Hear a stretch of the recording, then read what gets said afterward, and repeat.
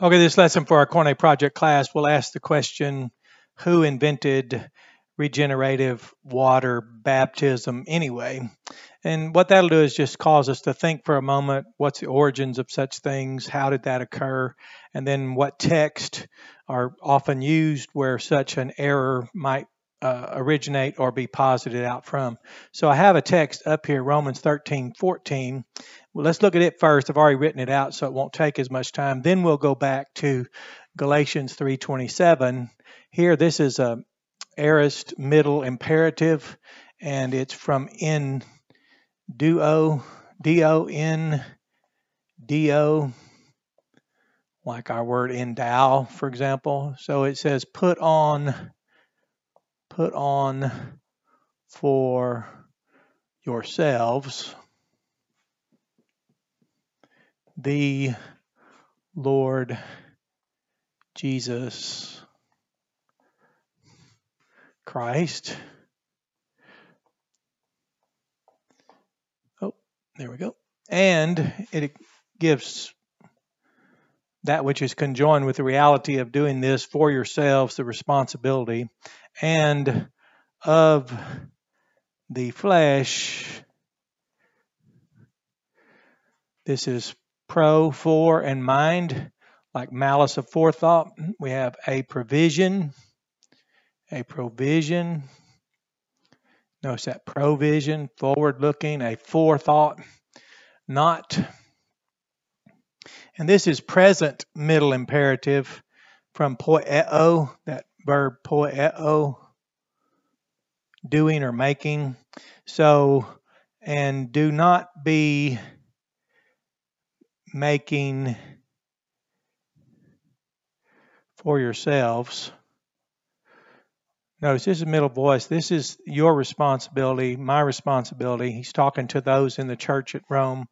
Do not be making for yourselves a provision into, let me get out the way here, into,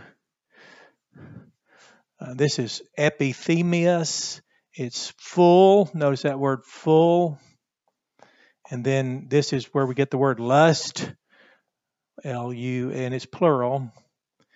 And I'll make sure I emphasize that. And what this is, the fullness of it is also includes the provision, the forethought, and then the subsequent act of it. So we notice here Paul's telling this church in Rome this. Well, to the churches in Galatia, he said, ос, oi. And this is from two. This is a relative pronoun, who, and this is the ones.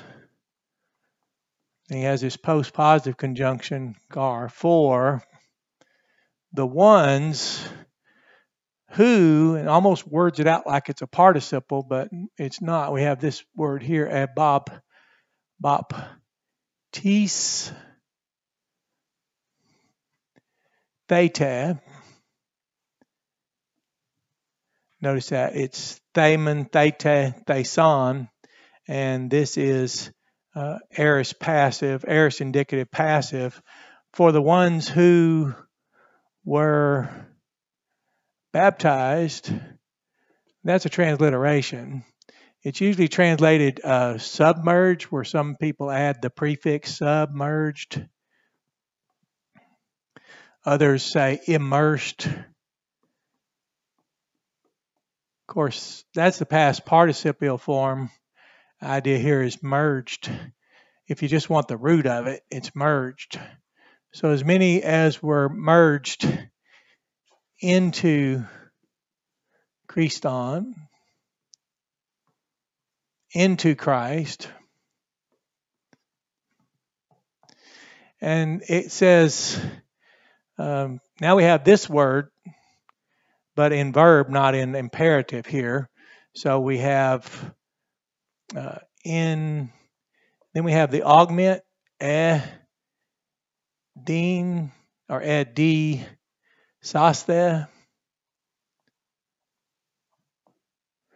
Sometimes these can help you out. The augment here follows the prefix, the noun, this part of the word preposition in, from endo, same verb. So it says, put on for yourselves. So the ones who were baptized, you all the ones who were baptized, it's second person plural there, you were baptized, as many ones of you all were baptized, I suppose, into Christ. Put on for yourselves Christ. Christon. So you can see Paul made this statement, this same rationale, and I'll read to you something very fascinating about adoption, for example, the son place and that position, and then the responsibility. Similar to the bar mitzvah of the Old Testament, they'd raise the child up to where they would be responsible, liable, and even so competent and culpable now they could be held responsible for their actions according to the law. It says here, but to the Galatians, this idea of changing garments possibly had an additional meaning. When the Roman child reached the age of maturity, he was initiated to manhood in a coming-of-age ceremony known as the toga virilis. I'm sure that's Latin. But now this is from the book Study Guide for Galatians, and I'll put a picture of that on the cover there. I don't know if you can find these. You have a great resource. But when I said one part of the ceremony featured removing the garments of childhood and replacing them with the toga or garment of the adult citizen. After this, he was no longer guided by the guardian. And this is an illustration of the law, which was a guardian. We were kept and guarded. But also, what was interesting, it mentioned the parable of the prodigal son. You remember when he returned, and this had to do with the principle of the aversion to the Gentiles and the ill disposition toward them coming into that privilege and rights thereunto appertaining, that new covenant way, this life that they would have by coming out from that thing called Judaism, and especially not returning back to the law, but to grow up and leave the rudimentary things behind. But you notice a garment was placed on him and a ring. That was placing him into the son position, a true son, not an immature child. So this is a good text. It's just that this was written to people who had already trusted Jesus Christ for everlasting life. Paul had already mentioned Galatians 2:16 when he noticed, that is, those of whom he spoke, as those who have noticed and continue to notice that no kind of man, Jew or Gentile, old or new covenant kind, no kind of man was being justified out from any kind of works of any kind of law, but rather, or except through the faithfulness of Jesus Christ. He said, even we ourselves trusted into Jesus Christ in order that we might be declared right, justified out from his faithfulness. So that's already happened. These people had come out, already believed, been baptized, they're covenant together, they're here in this way of worship, and now they're being asked to go back to rudimentary things. Not only the first and foremost concern, Paul was saying, is a different gospel. And that's egregious affront to Jesus Christ, because then they would fail to participate in that unmerited favor from the one who called them, that is the Father of Jesus Christ, who called them, Paul there, on behalf of the interest of the Father, which was served and accomplished by the Son. But in this case, they would fail to participate in all these privileges. And then, of course, Rome, they were told here to put on for yourselves the Lord. Here, put on for yourselves those of you who were merged into Christ. As many ones, it's often translated, as many ones of you were merged into Christ. Put on for yourselves Christ. So, of course, noticing this, and that this isn't anything that would be remotely related or correlated to regenerative water baptism. That's why I say it's a good question to ask, who invented that anyway?